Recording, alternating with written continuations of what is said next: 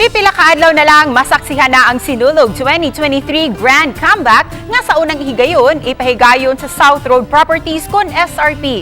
Pangumustahon nato ang labing ulahing kalambuan sa gibansagan nga One Cebu Sinulog World Tent City. Ani ang report. Puno sa kasadya ang pagsaulog sa Sinulog kada tuig nga dugukan sa mga lokal ug langyaw turista sa giisip nga labing dako nga festival nga gipahigayon sa Queen City of the South.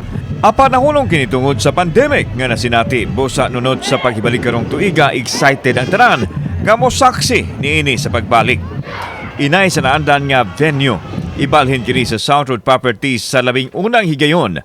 Nagpadayon pa ang pag-ugmad sa luna ug ang pagtukod sa mga infrastruktura sa bagong venue sa Sinulog, ilabi na sa amphitheater type diin ipahigayon ang Sinulog Grand Showdown. Nahumana ang entablado nga gamiton. Hinoon na doon na pa ipamutang ang mga additional features alang sa luwas ug convenient nga pag-perform sa mga contingents. Ang pinaka-primordial consideration is the safety, no? Kaya na float and kaning contingents namang ginay lisod man og mag-abot or magkuan. So doon separate ways na sila in front of the stage, no. Kini ang entablado stage nga namontar diri sa South Road Properties kon SRP nga gamiton alang sa Sinulog Grand Parade 2023. Enero 15 apan kung ato makita karon ongoing ang construction sa uban pa nga ginahanglan alang sa dakong kalihukan diri sa Queen City of the South.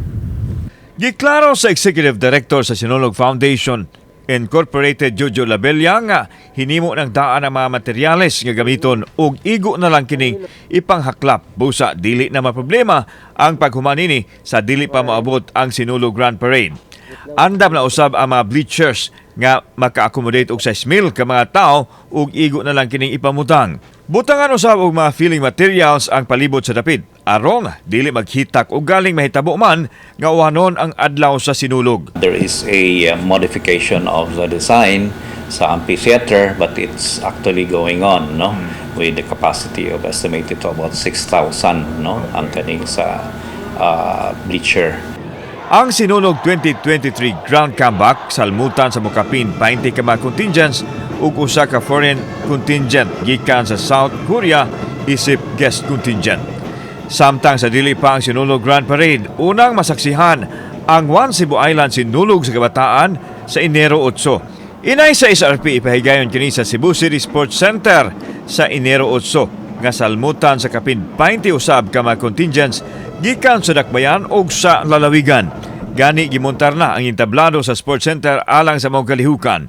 Giklaro ni Labella nga kadto mga contingents lang gikan sa lalawigan ang hatagan og ayuda gikan sa provincial capital nga 800,000 pesos ug tugbangan usab kini sa Cebu City sa samang kandidat. Samtang ang mga city-based contingents ang subsidiya lang gikan sa city government ang makuha. We need everybody's prayers for the success of this very challenging Sinulog, One Cebu Sinulog 2023. Kauban si Clover Lumayag, ako si Alan Domingo. Balitag, Bisdak.